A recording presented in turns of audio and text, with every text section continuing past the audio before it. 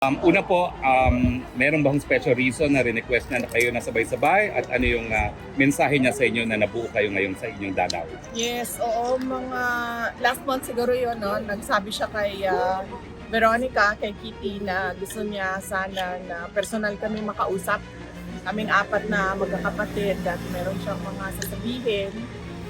So nag-schedule kami ngayon na nandito kaming tatlo during sa shift or sa time kung kailan na bibisita si Kitty.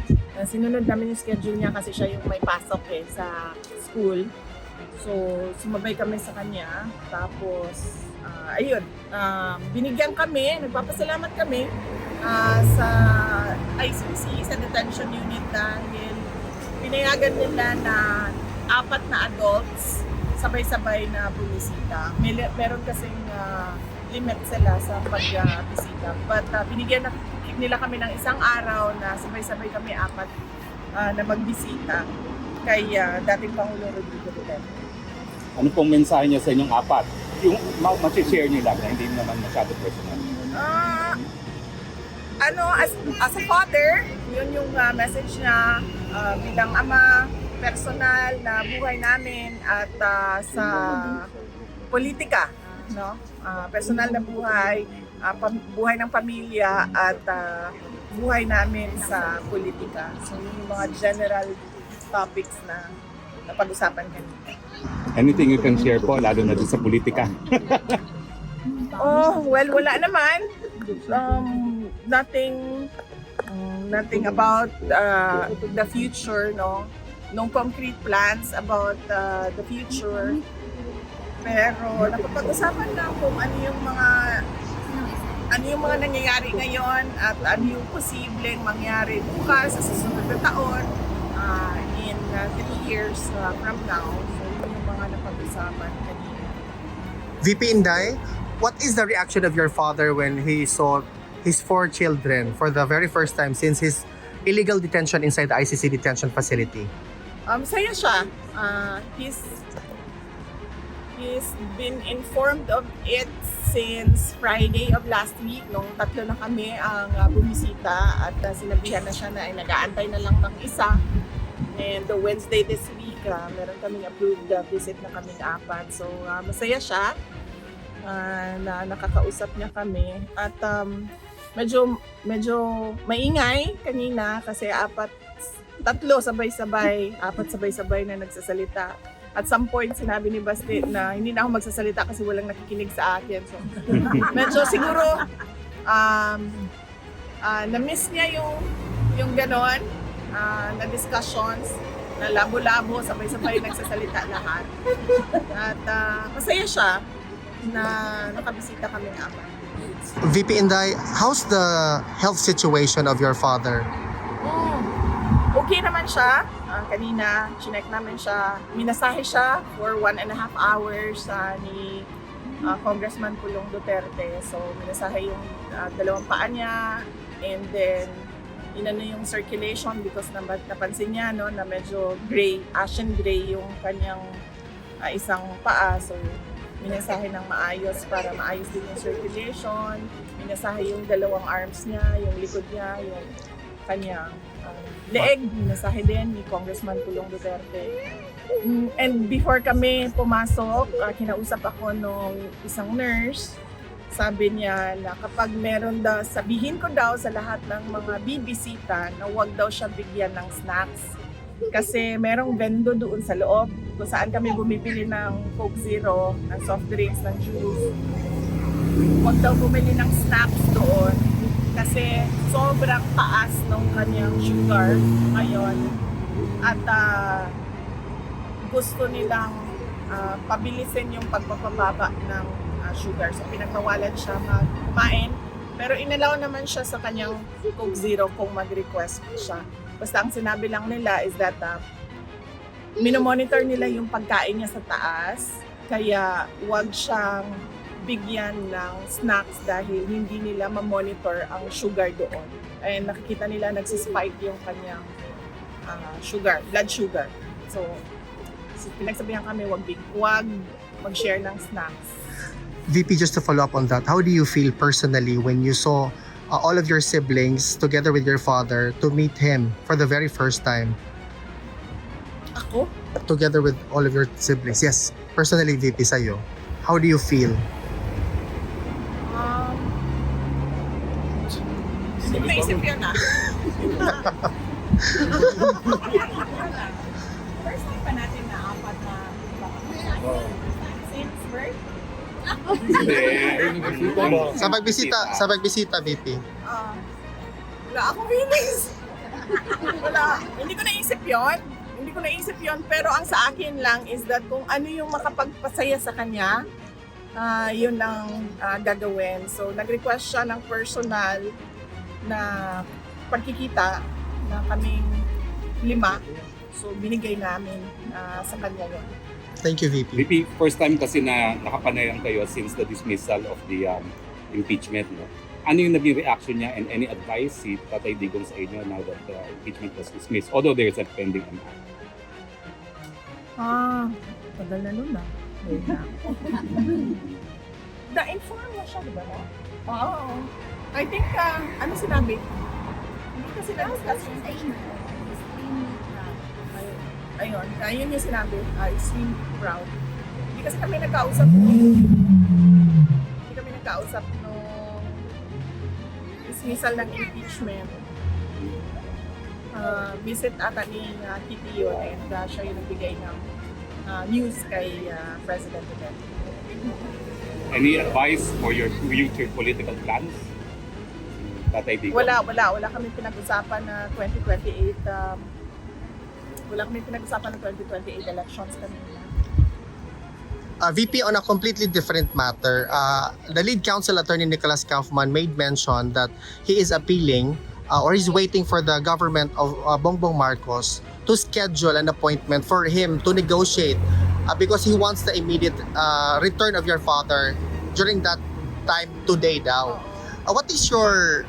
Can you weigh in to this statement of Attorney Nicholas Kaufman? Is that possible or should we ask this question na lang kay Attorney Kaufman? I think it is best if we ask Attorney Nicholas Kaufman to explain his statement. Kasi I cannot speak for him and I cannot say kung ano yung I cannot say what his plans are. Thank you, VP.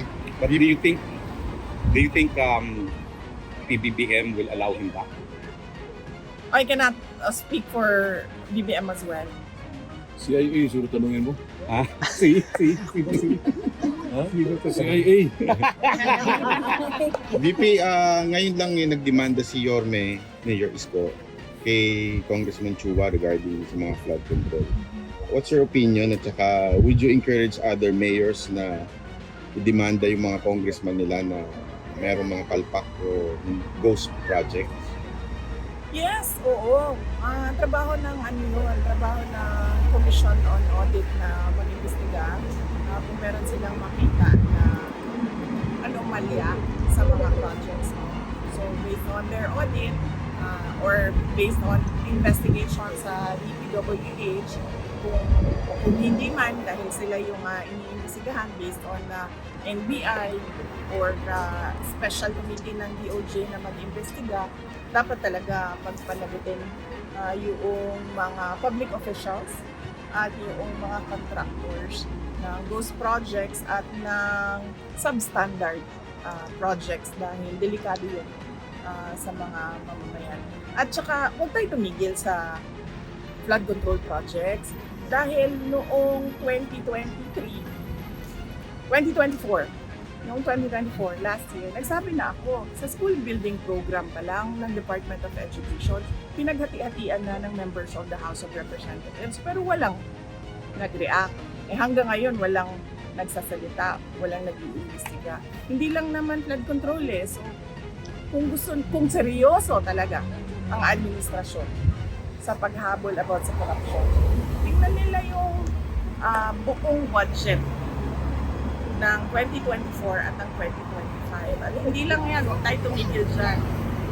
Sagutin yung mga blanco doon sa budget. Madami pa tayong questions. So, hindi lang flood control.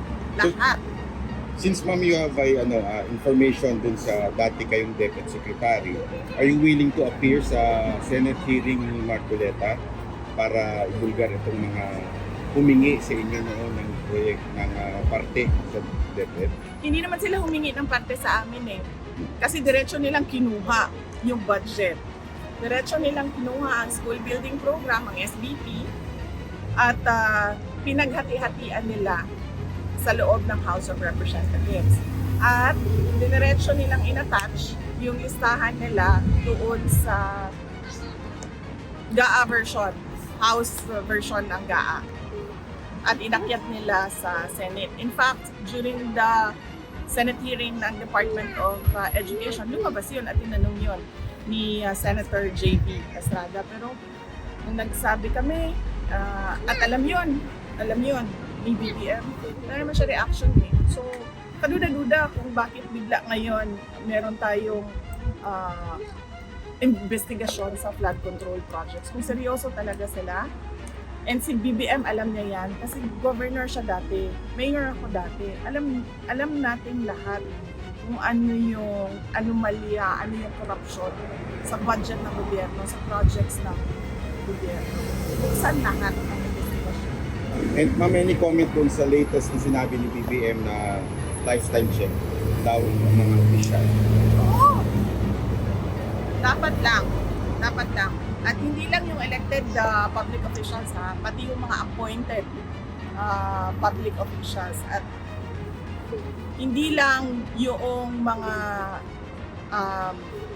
yung on the surface na sasabihin natin kung ano yung nakalagay sa salin. Dapat deep dive kung sino yung mga dummy.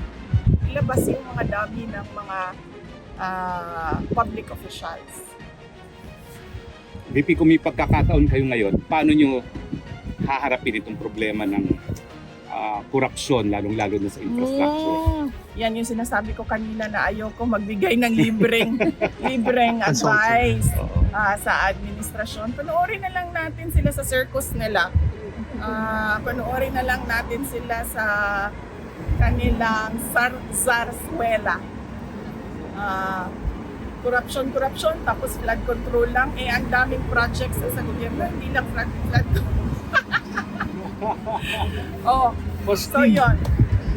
Yun lang po. Okay, At thank you. kailangan ko magpasalamat. Unang-una sa inyong lahat. Ang aming pamilya po ay nagpapasalamat sa inyong lahat. Nandito kayo sa Hague. Yung iba, hindi taga Netherlands. Meron pang galing sa malayong New Zealand. Napakalayo na lugar. Pumunta dito. Papasalamat kami. Dahil unang-una, sigurado kami, yung dasal ninyo araw-araw, ang laking tulong nun sa sitwasyon ni dating Pangulong Rodrigo Duterte. Yung pagpapakita ninyo ng suporta sa kanya, kanina na-mention, nabanggit sa kanya yung mga tao na nandito, yung mga personalities na nandito. We mentioned you, and then he smiled kasi ano daw, noong nasa Davao siya, nanonood siya ng mga content at mga vlogs mo.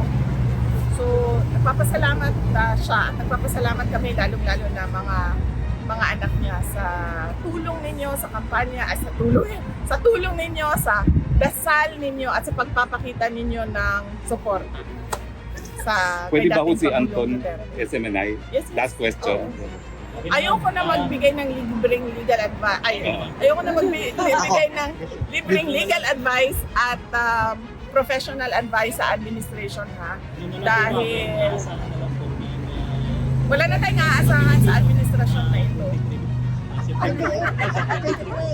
2028 daw. Sa September 23, ano ba yung aasahan daw ng mga Pilipino? Wala pa tayong, antayin na lang natin no, ang announcements ng defense team ni dating Pangulong Rodrigo Duterte. Pero ang pagkakaalam ko ay meron tayong pagtitipon sa 21 at 20 at 21. Yes. 20, Kuya, 21, tatlong araw na. 22, Actually, ma'am, it's from 23. 19 to the 24th. 19, 20, 21, 22, 23, 24. Okay, 6 days. Okay. September, So opo. merong pagtitipon ang mga Pilipino sa dito sa The Hague, September 19 until September 24. 26 yan. So, yun yung mga mangyayari sa... We will also buwan have the ng September. exhibits, ma'am, also. We will reinstall the exhibits that doon Yes. sa Lanpan. Okay, Pwede sige. magpahula kami. Okay, sige, sige. Okay. All the exhibits. Maraming salamat Maraming salamat sa suporta ninyo. And sa 20 and 21, meron din sa Japan. Malaki yung hinanda ng Filipino community sa Japan, September 20 and 21. Nagpapasalamat kami na hindi kayo bumibitaw. Yes. Maraming salamat. Hanggang sa dulo. Hanggang sa dulo. Ang tanong, malaki rin ba dito sa Netherlands? Malaki rin ba? Yes! Sigurado kayo? Thank you, Okay. VP. Salamat. Ma'am, may oras ba for picture?